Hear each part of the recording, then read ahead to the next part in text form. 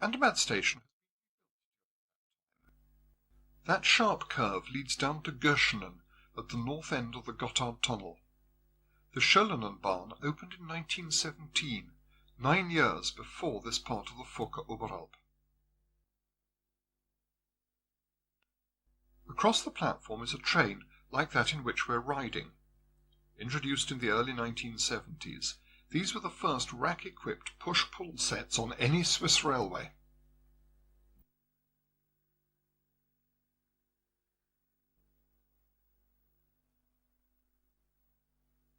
Hospental stands at the foot of the final climb to the Gotthard Pass. Travellers would wait here for favourable weather for the arduous transit in pre-railway days.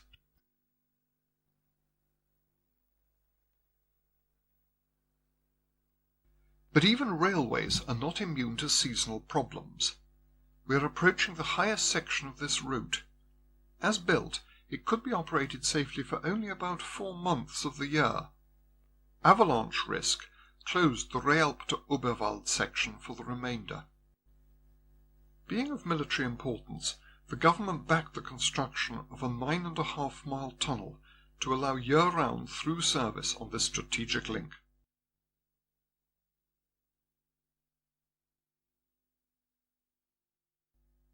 Tunnel construction began in August 1973 in 3 places.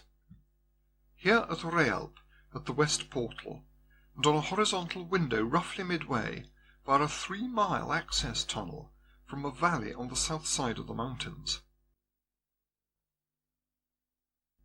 The new tunnel opened in 1982. The old line, which we're now on, was then abandoned. The overhead wires and supporting poles were removed. An enthusiast group moved in, reopening the line in stages, with steam traction.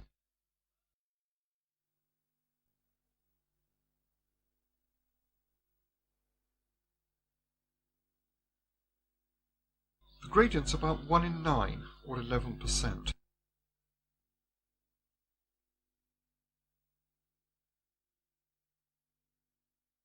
There's an unusual feature along here. The Steffenbach bridge folds up to be out of the path of a frequent avalanche. Sorry, Alan missed it when filming. The rack ends temporarily as the grade flattens out for Tiefenbach station. It's a mere 900 feet below the hamlet of the same name on the Furka Pass road.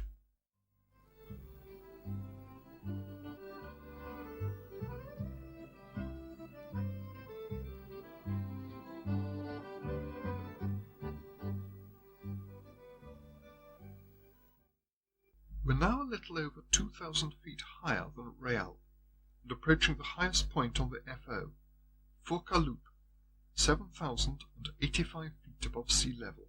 The turntable was for turning the snowplow.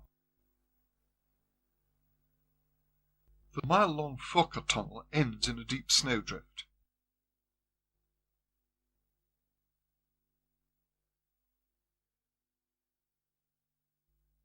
Mudbach Belvedere, a popular stop for walkers.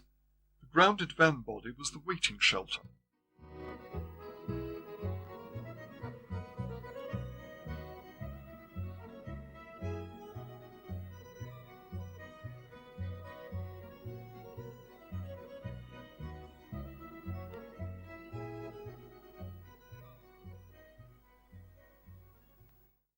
Scouring the mountainside, the western approach road to the Furka Pass. Our first glimpse of the Rhône Glacier, rather shorter now due to global warming.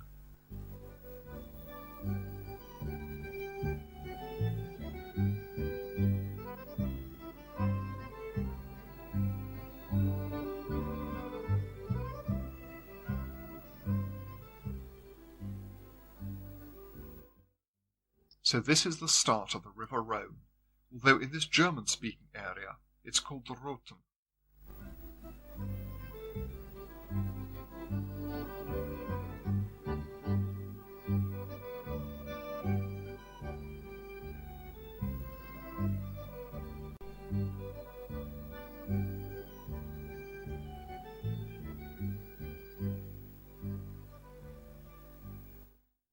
Below is Gletscher, with large accommodation for old-time travellers awaiting fair weather to cross the high passes. The gradient on this side is also 1 in 9, 11%.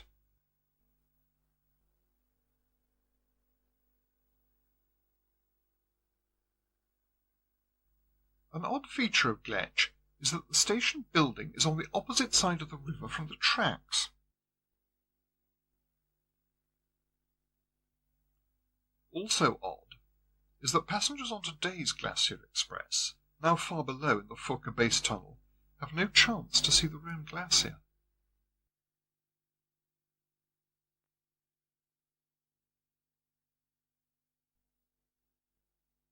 Back onto the rack to resume the 1 in 9 or 11% descent. Even with this, one of the steepest gradients found on the Furka Oberalp, we can only overcome this sudden drop by entering the mountain to negotiate a spiral tunnel. Impossible to show on film, unfortunately.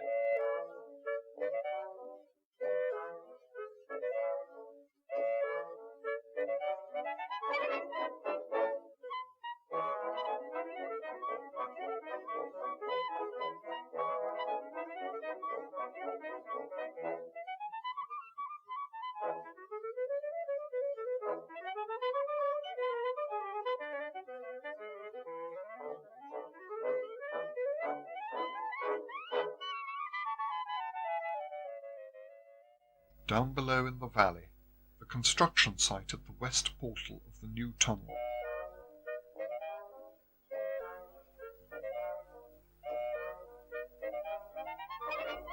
The line from the new base tunnel will cross the Rhône by this new bridge.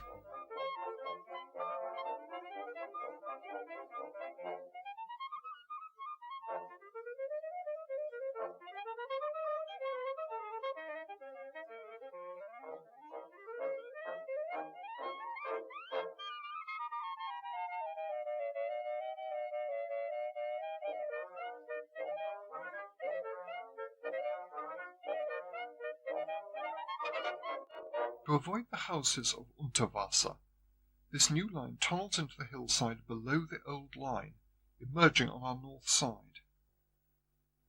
Since filming, Oberwald and Realp stations have been provided with loading facilities for trains carrying cars through the base tunnel.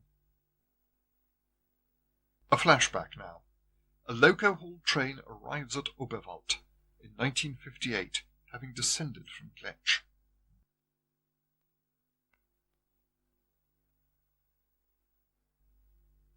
This far upper Rhône valley is known as Goms.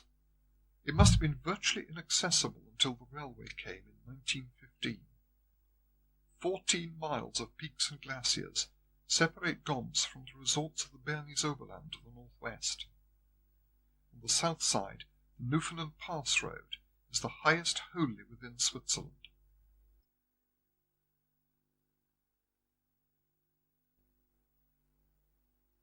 Haymaking is vital, as the cattle must spend a long winter indoors here.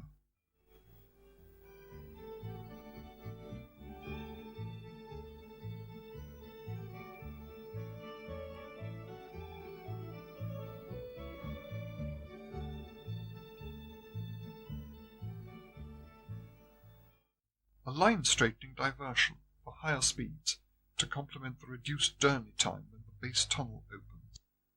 The fastest journey time, Brig to Andermatt, was to be reduced by 22 minutes when the new tunnel came into use, and the journey became possible all year.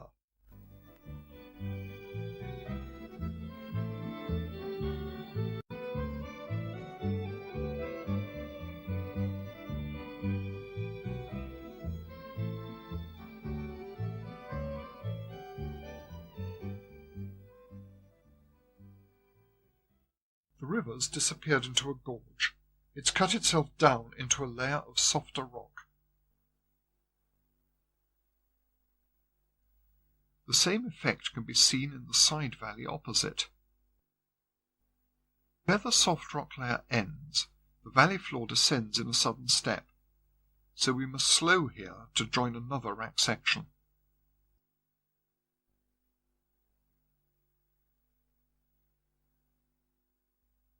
The line makes a big S bend, the closest imitation a railway engineer can make to the hairpin bends so plentifully provided on Swiss pass roads.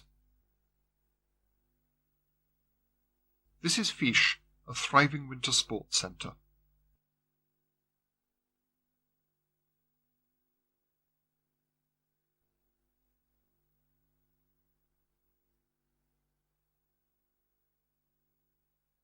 Fisch also seems very popular with summer visitors.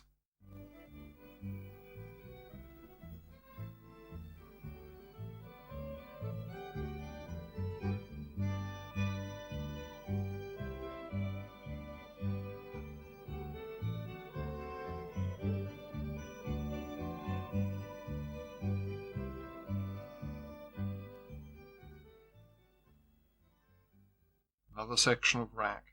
The valley is taking another downward step.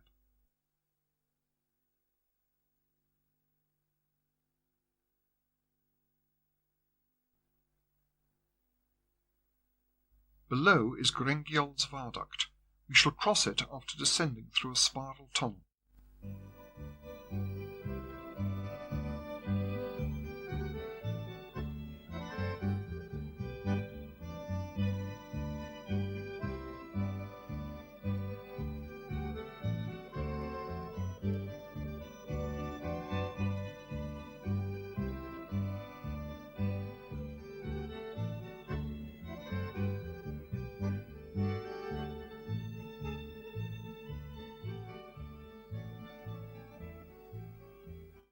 Final rack section takes us down into the gorge.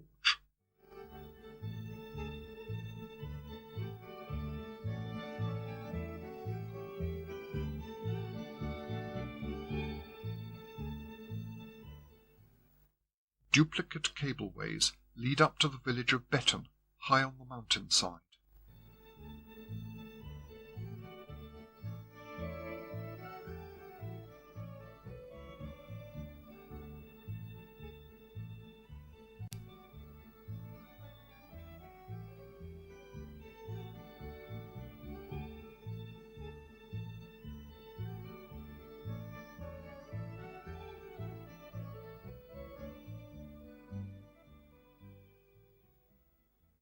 Merle, with a pioneer station mistress.